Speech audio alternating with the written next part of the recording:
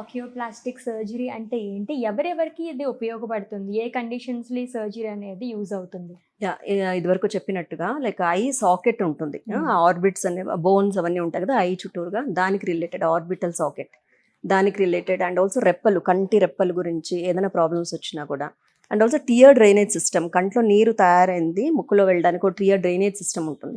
So అందులో వచ్చిన ఏదైనా కండిషన్స్ ఉన్నా కూడా we deal with that. Okay. And also to some extent కొంచెము కాస్మెటిక్ కూడా, in and around the I related cosmetic ఇవి కూడా అందులో డీల్ చేస్తాం. సో ఆల్రెడీ మీరు కాస్మెటిక్ గురించి మాట్లాడారు కాబట్టి, సో చాలా మంది అంటే ఏదన్నా ఇప్పుడు కంటి చుట్టూ వచ్చే సమస్యలకి బొటాక్స్ కానీ ఫిల్లర్స్ కానీ లైక్ మన రెప్పలు అనేవి కొంచెం వంకరిగా తిరిగి ఉండటం వల్ల కానివ్వచ్చు, అండ్ కొంచెం ఒక ఏజ్ వచ్చిన తర్వాత రింకిల్స్ కానీ ఫైన్ లైన్స్ కానీ అన్నిటికీ ఇవన్నీ యూస్ చేస్తున్నారు. సో పర్టికులర్గా ఆస్టియోప్లాస్టిక్ సర్జన్ దగ్గరికి వెళ్ళాలి అని ఐడియా అయితే ఎవరికి ఉండట్లేదు, ఇంత అవగాహన అయితే లేదు. కాస్మెటాలజిస్ట్ దగ్గరికి వెళ్తున్నారు. సో కొన్ని డేస్కే వాళ్ళు కొన్ని ప్రాబ్లమ్స్ ఫేస్ చేస్తున్నారు. దీని గురించి చెప్పండి.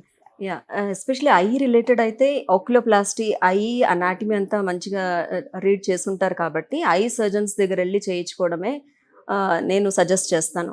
బికాజ్ ఐ రిలేటెడ్ అనేవి ఐ డాక్టర్స్కి బెటర్ తెలుస్తుంది కాబట్టి.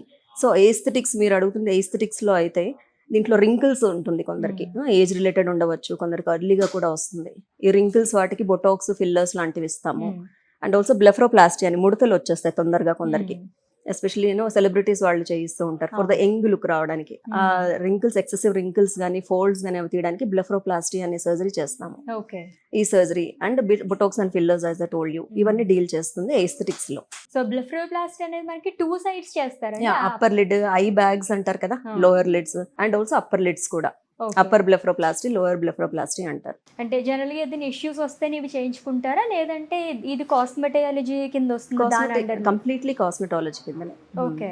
లుక్స్ గురించి, ఓన్లీ లుక్స్. అదర్వైజ్ దాని గురించి మనకేమి అంటే కాంప్లికేషన్స్ లాంటివి ఏమి ఉండదు. చూడడానికి ఐ బ్యాగ్స్ ఉంటే everybody is concerned about I bags and all. కొందరికి ఈ మధ్య అయితే ఎర్లీగా వస్తున్నాయి, 40s లో కూడా ఐ బ్యాగ్స్ కనిపిస్తున్నాయి.